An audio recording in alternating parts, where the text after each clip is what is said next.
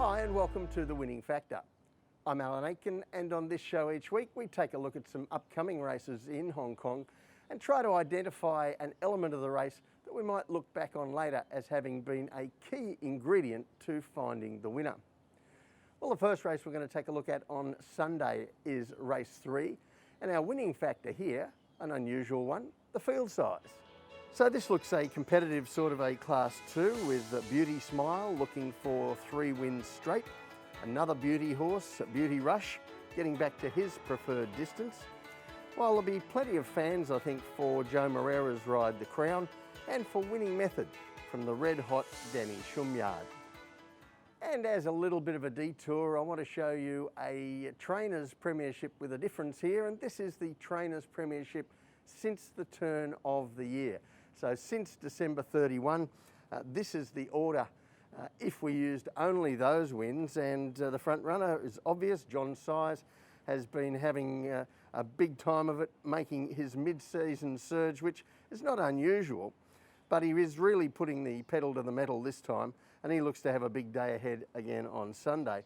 But the one who might be flying under the radar a bit is Danny Shum. Now usually we see Shum out of the gates quickly at the start of the season with some good numbers, then he chips away consistently for the remainder of the year. But this time around, he's doing it a little bit differently and enjoying a terrific mid-season win streak. So back to our race 3, and I want to focus on 2 horses in this race, both looking for a change of luck. One of them is The Crown from the Casper Founds Yard, and the other one, Winning Method from the Shum Yard. Now first, race 427, the 14th of February, and you see The Crown in blue and white colours for Christophe Soumillon. Goes well back in the field from gate 14, but he did have something in his favour here.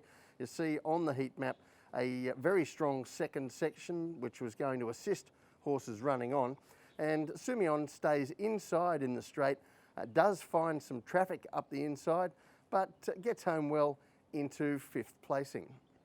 So not the best of luck there for The Crown, and he's obviously looking for a change of fortune on Sunday. And I'm going to show you some ill fortune too for Winning Method, but if we showed you all his recent bad luck runs, this would be a very long show indeed. So we're just going to show you one. This is his most recent race, and this is race 388 on January 24.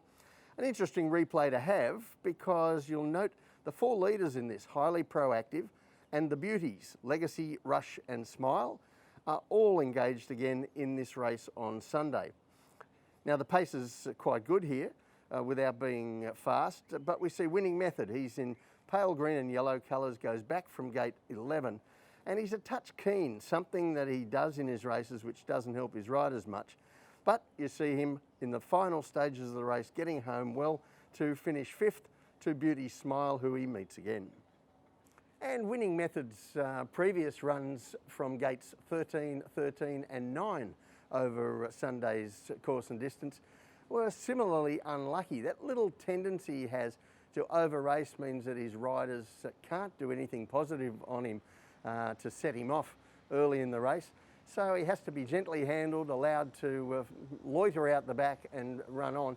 And it's been leaving him either wide or with too much to do in his races. But on Sunday, when we take a look at the map, there are a couple of things which might help him out. Now, as I mentioned, we again have those 4 leaders from the previous replay, but now you can also throw in another regulation front runner, Team Spirit. So we have quite a number of runners, despite the small field, pressing forward. And I think there could be a good competitive speed to this race, which may help Winning Method with his tendency to over-race. But it's also a field of only 9, so he shouldn't be as far away during the race. And I also think we'll see The Crown much closer in running too. But for me, the tip race 3 is Winning Method, is Winning Factor, the field size. I think that the good tempo is certainly going to help him, but we've seen in that replay he's got to give away big starts in full fields.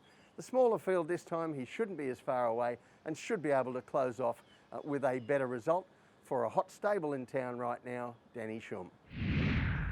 The other race I want to take a look at is race 10, the final event, and our winning factor here, the map. And I think there are three standout chances in this race. The lightly raced New Future, very unlucky in Class 4 last start. Regency Bobo, unreliable these days with his very shabby starts, but still very competitive in this class. And Silver Express, who put on such a show at his latest run. And I'm sure that the performance last start of John Si's trained Silver Express will be where everybody's thinking goes in this race. So we better take a look at that. And this is race 411. Now, you see on the heat map, not much pace, a sprint home. The first two dominated the race, and he's the grey in the purple colours outside the leader and eventual winner, My Sugar. And they settled down to a two-horse war in the straight, sprinting from about the 800 metres. But Silver Express, well, he was called Jolly Sailor in Australia, and it's more like Drunken Sailor here, wanting to run left to the outside fence and more than likely costing himself the victory, while the winner goes straight as an arrow along the rail. Interestingly, as Jolly Sailor in Australia, he did exactly the same thing, winning one day at Flemington in Melbourne, Silver Express, when he ran left to the inside fence. It's further to go to the outside fence here, but he does seem to like a rail. Now, as a result of that performance, John Size took him back to the trials since, fitted him with blinkers, and he went gun barrel straight in the trial. So I guess the perception is that he'll go straight this time, and that will decide the race. But I've mentioned before that gear changes, as much as this one appeared necessary, do tend to be a little bit overrated in racing. And another one of my different alternative trainers tables here, we're going to have a look at a graphic. This is the gear change premiership since the start of last season. And this is a premiership of trainers using only the horses which have had gear changes. And the leaders here, Douglas White and Ricky Yu. And as you see, John Size nowhere to be seen in the top 10. Now, I've mentioned previously that John Size uses gear changes a lot less than other trainers in Hong Kong. If we ranked them in order of using gear changes, he would probably be close to last. But this gear change did appear necessary for Silver Express, and I guess that's what many people will look at as the deciding factor here. But I think there is a more important one. Let's take a look at the map. There are no leaders whatsoever in this race apart from Silver Express. Now, he was a leader in Australia. We saw him outside the lead in that race where he ran about.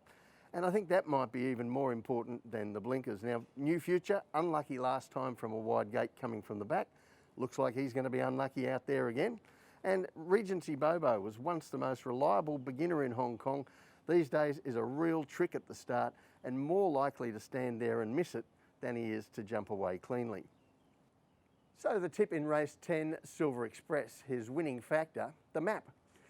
As I said, many people will look at the blinkers as being the decisive change for him here, but I think that dominance of the map over what I see as his two major rivals is going to be critical. He could run about and still win if they don't get any luck. Well, that's it for the winning factor this week. Enjoy Sunday's racing. We'll see you next time.